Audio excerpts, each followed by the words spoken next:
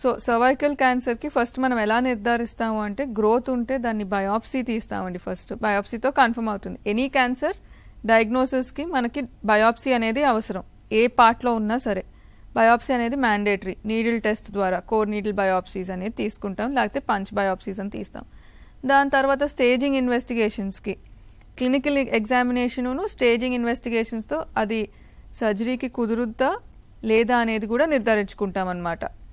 Okay, so stage 1కి surgery అనేది offer చేస్తాం. Stage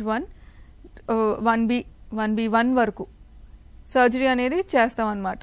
1B2 and అబౌవ్కి radiation chemotherapy అనేది పంపిస్తాం.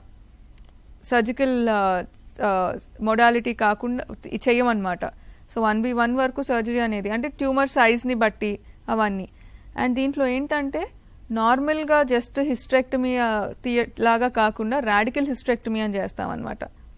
Cancer surgery is always with normal అదే ఇన్వాల్వ్ టిష్యూ పట్ ప్లస్ కొంచెం మార్జిన్ అండ్ లింఫ్ నోడ్స్ అవన్నీ క్లియర్ చేస్తాం. రాడికల్ హిస్టరెక్టమీ చేస్తాం స్టేజ్ 1A 1B 1B1 వరకు. 1B2 అండ్ అబోవ్ రేడియేషన్కి పంపిస్తాం.